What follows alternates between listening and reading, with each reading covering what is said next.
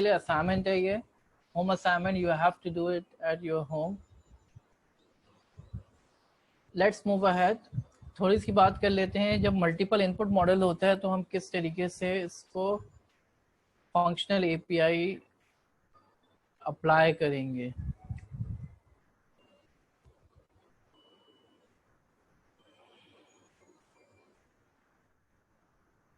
तो for example एक scenario है जिसमें आपके पास एक नेचुरल लैंग्वेज क्वेश्चन है और एक टेक्स्ट स्निपेट है।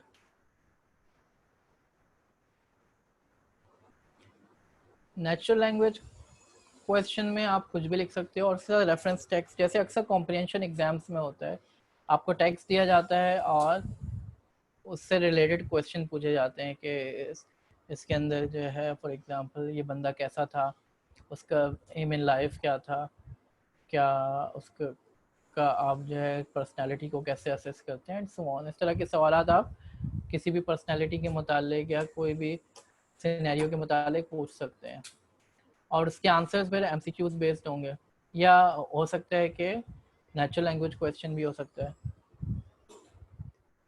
नेचुरल लैंग्वेज आंसर भी हो सकता है कि आप जो फ्री फॉर्म टेक्स्ट में आंसर दे रहे हो, या एमसीक्यूज बेस्ड भी हो सकता है। तो ये यहाँ पर मल्टीपल इनपुट्स में क्वेश्चन आ रहा है और उससे रेफरेंस टेक्स्ट, ये दोनों मिलके मल्टीपल इनपुट्स बन रहे हैं और आउटपुट भी टेक्स्ट है, या अगर आपने जो है क्लासिफिकेशन करनी है तो कैटेगरीज हो सकती हैं।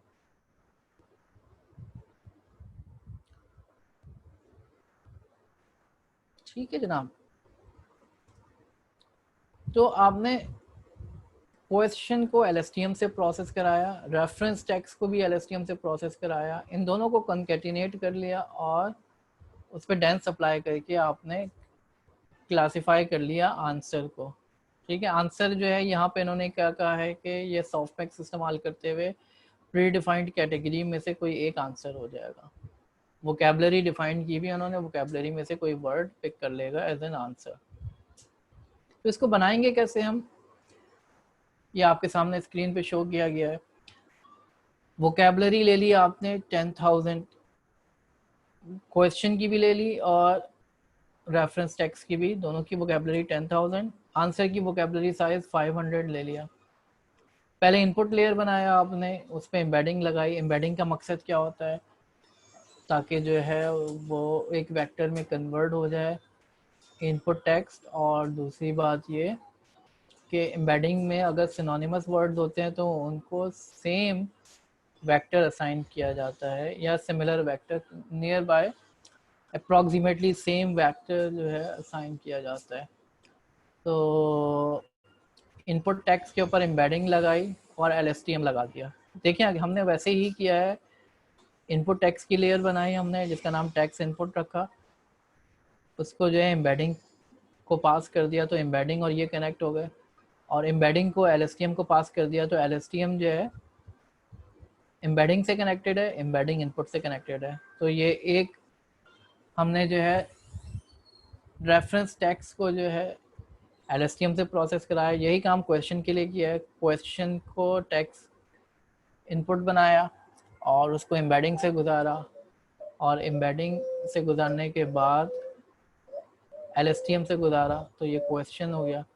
अब इन दोनों को कंकैटिनेट कर दिया हमने, ये आपका इनपुट बन जाएगा। ये दोनों कंकैटिनेट हो गए, क्वेश्चन और उसका रेफरेंस टेक्स्ट,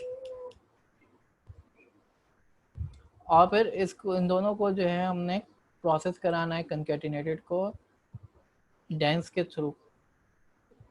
हमने डेंस के थ्रू इसको प्रोसेस कराया। एक्सिस का आर्ग्यूमेंट होते हैं, एक्सिस 0 दे सकते हैं, 1 दे सकते हैं, -1 भी दे सकते हैं। ठीक है, -1 की एक स्पेशल मीनिंग है, आप इसकी रेफरेंस डॉक्यूमेंटेशन देखेंगे आपको मिल जाएगा। फिर मॉडल बनाया, मॉडल बनाते हुए हमने इनपुट दिया।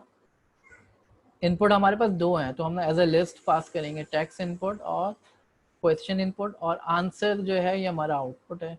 मॉडल को कंपाइल किया हमने, उसके बाद हमने अगली स्लाइड पे इस मॉडल के ऊपर हमने कुछ रैंडम टेक्स्ट जनरेट कराया जिसकी प्रोसेसिंग करवानी है हमने, रैंडम नंपाई डेटा जनरेट कराया, रैंडम क्वेश्चन जनरेट कराया, रैंडम आंसर्स जनरेट कराए और मॉडल डॉट फिट कर दिया हमने, क्वेश्चन और आंसर डेटा के तौर पे पास कर दिया।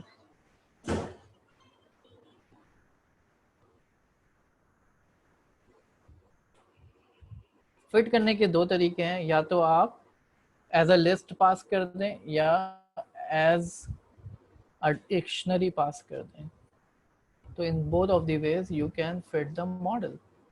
और उसके बाद जो है मल्टीपल इनपुट्स पे ये मॉडल ट्रेन हो जाएगा।